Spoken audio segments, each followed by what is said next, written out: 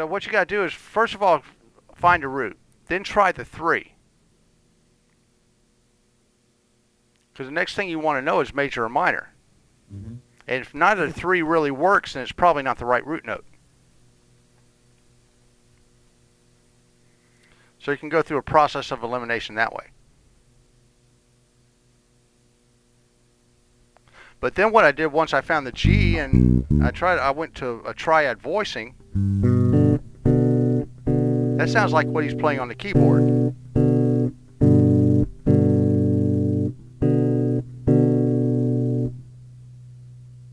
Right, so I was thinking, okay, well, it's a G major. Next thing to do is listen to your, I call it groove denominator.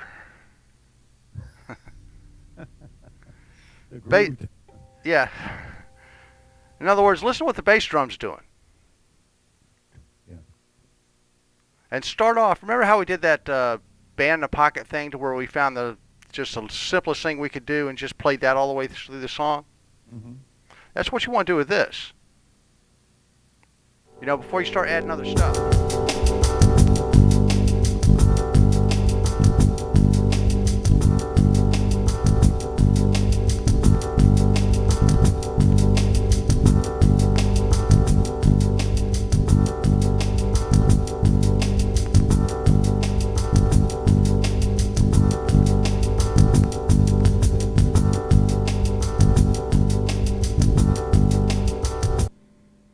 Alright, so I play with that a minute. Just get that just really get that groove going, you know. Because when we add stuff, we don't necessarily want it to be too cloudy, you know, or have too much, because what you got to remember in situations like this, there's probably going to be more than that keyboard and drum on this when he's done with it. So a lot of the space that you're hearing is not for you. You know, so you want to leave space for stuff that you don't know that's going to be there yet, you know. So it's better to be a little bit more sparse rather than be too busy just because the space seems to allow it for what you're hearing. Right, right. All right. So then the next thing is like to work thirds and fifths.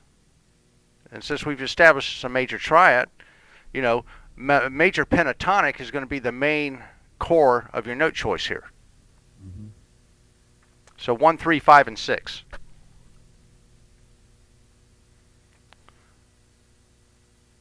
Because generally working with a major triad, you know, type of voicing like this, generally a major pentatonic will be the, you know, scale note choice to pick from. Yeah, that's the one I was doing on this thing. Something like that. Mm-hmm. Yeah. But what you want to do is you want to work your other note choices in around that. That's your core. That's what kind of needs to be there, right? Everything else is going to be like embellishment and frills and connection. So you don't want to interfere with that core.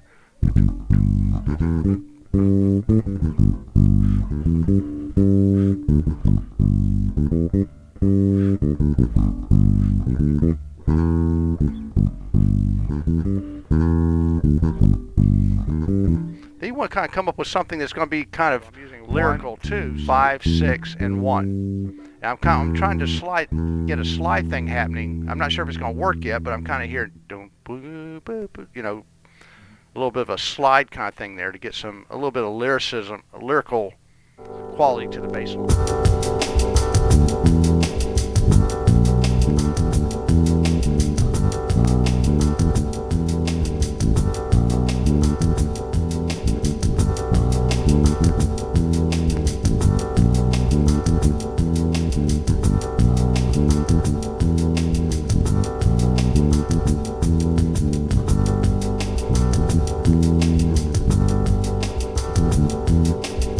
So I think I'm finally, I started just using the 6 and I really wasn't using much of the 3 and I wasn't getting anywhere with it.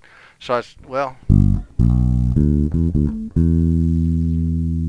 like that better.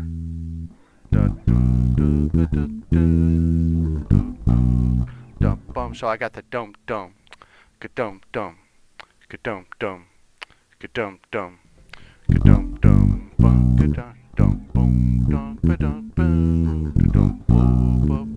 boom.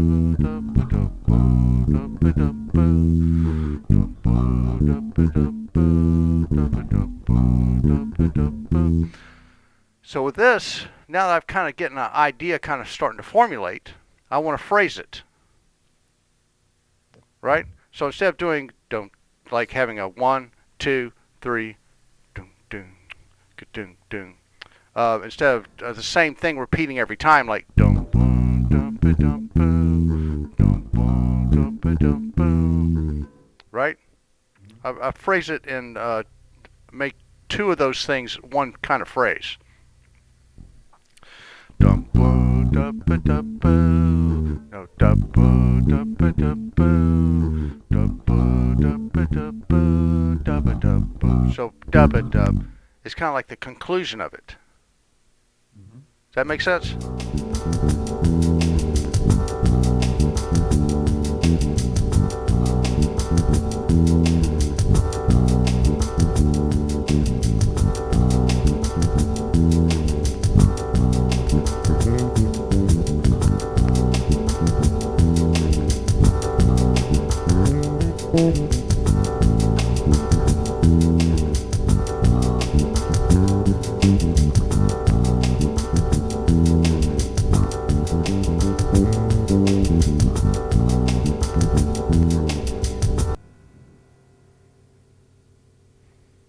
Pretty cool.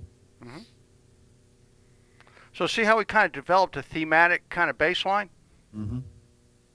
Mm-hmm. And where I did think we that's exactly what he's looking for. And where did we start? Dum dum dum boom. That all grew from there, see. But it maintained its solid supportive groove format because we based it off the core. Mm-hmm. So always find your groove denominator, Groove denominator. which means the simplest thing you can do with a root note for the song to survive. For the song to survive.